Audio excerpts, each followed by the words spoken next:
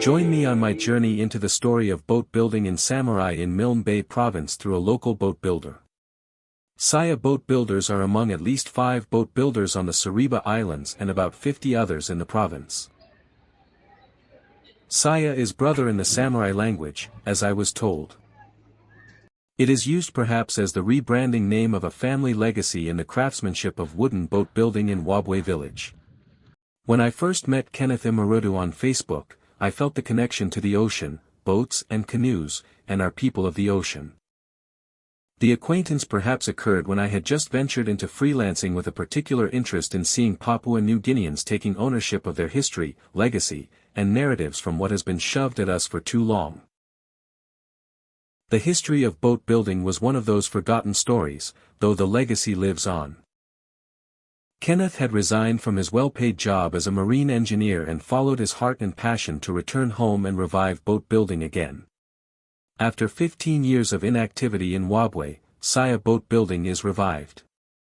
A few days before, I stumbled upon an old boat building guide authored by Australian boat builder Arthur Swinfield. The book was published by the Office of Village Development in September of 1979. Now this is history. The book was published about 49 years after the first boat building was started at Kwato Mission station near Samarai in the now Samarai Murua district of Milne Bay province. That is how long boat building existed in Papua New Guinea and perhaps the first on the entire Pacific Islands history of boat building in the 1930s. Many boats including government trawlers that served colonial government, perhaps were built in Milne Bay. Back to our Saiia, Kenneth is a second-generation boat builder from Wabwe on Saiia Island, which is a less than an hour boat ride away from Kwato, where the history of boat building in Milne Bay and Papua New Guinea began. His recollection is that his father Nadisa Imurodi, now in his 70s, had built at least 5 boats before their business broke down due to internal issues. Kenneth was already with Consort Shipping by then. In 2019, he was convinced his calling was back home. He resigned, left the packs and privileges of job security, paid salary, and went home to his Saiia family and registered Saiia builders. The domain family boat building DNA was finally revived. On May 2, 2025, Saiia Boat Buildings launched their first of 3 wooden boats. Kenneth, for the invitation to officiate this launching of the boat. Instead of taking time or what, I'll actually cut the ribbon and then go on for program. Okay, thank you. Alright, now I officially cut this ribbon for the launching of this boat here. Alright, thank you.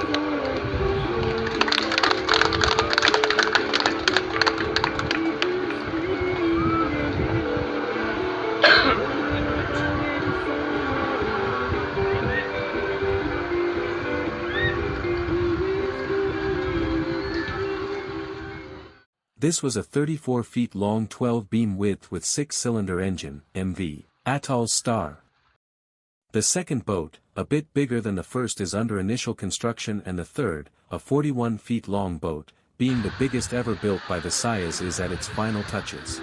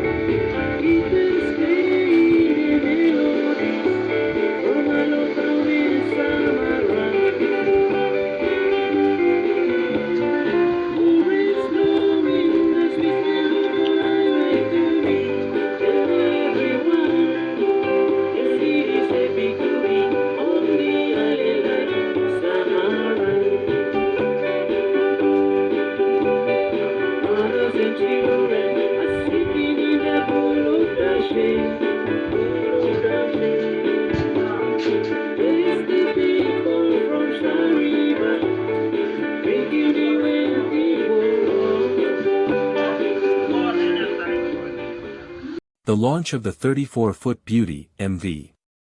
Atoll Star marks a revival of Saiia builders after 15 years of inactive boat building. Despite death of a relative a day before, this did not depended the launching of a family and community achievement in Wabwe village on Sariba Island.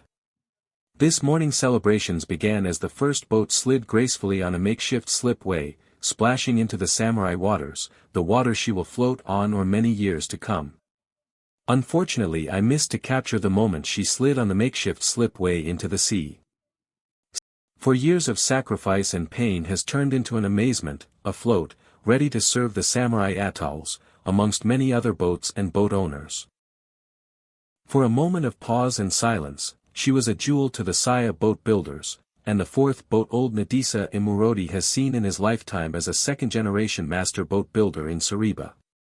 As the tide subsided, officers from the National Maritime Safety Authority Provincial Office arrived to be part of the official program, followed by a delegation from North Bougainville, who have arrived to inspect possible wooden boats in the Samarai Islands to purchase. In the business of boat building, it takes a family and a community to see one off, floating in the waters. This was the sentiment shared by Kenneth as he stepped into the water to splash sea water onto the fresh marine paint on the boat. Many think boat building is a cheap exercise of easy work, but it is not. It has been a great success as of yesterday. Noting the struggles we came through in the past 4 years has not been easy. Of course, we have downfalls along the line in terms of finance and things like that. We try to liaise around in terms of securing funds, and yeah, it's not been easy, but yesterday was a massive success whereby we launched the boat. We have struggled in building, we have struggled in finding money, or of course searching for money, and yesterday indeed it was massive.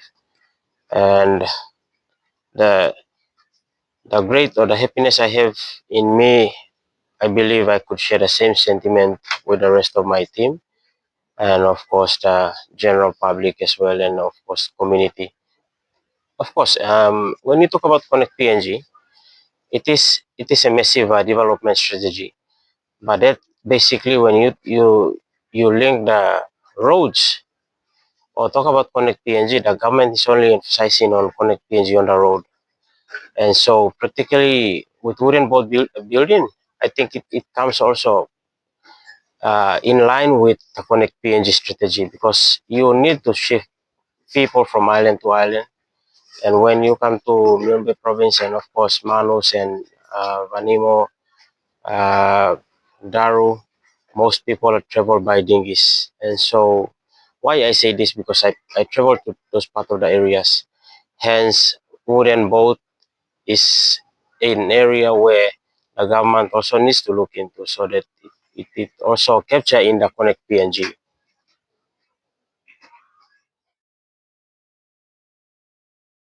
Depending on the scope and design of the boat, the costs can go higher. Otherwise, if sponsors are available, a boat this size 34-foot can be completed in 6 months at least. For days in Wabwe, I could see youths at the heart of the hard work, preparing the shed, the slipway, and giving a helping hand with the chief builder, Nadisa Imurodi. Unlike most male-dominated jobs, here, women play a critical role behind the scenes for months, ensuring the boys and men are fed to continue the work. They joined the celebration in seeing the boat off the slipway into the sea. For these mothers and girls, the boat is a mother. It will carry their weight for many years ahead. In the evening of April 2nd, the celebrations at Wabwe continued with food and live band, belting some of the old Samarai Sting Band numbers.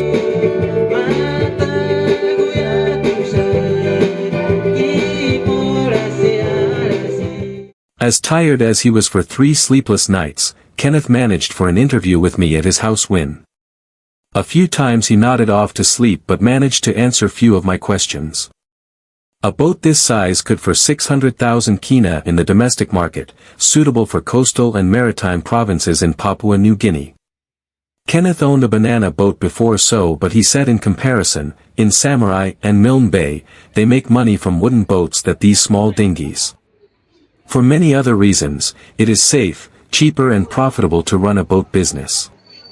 For boat builders in Milne Bay, the only external support they have been getting to continue the legacy of boat building has been small grants from their respective DDA and provincial government.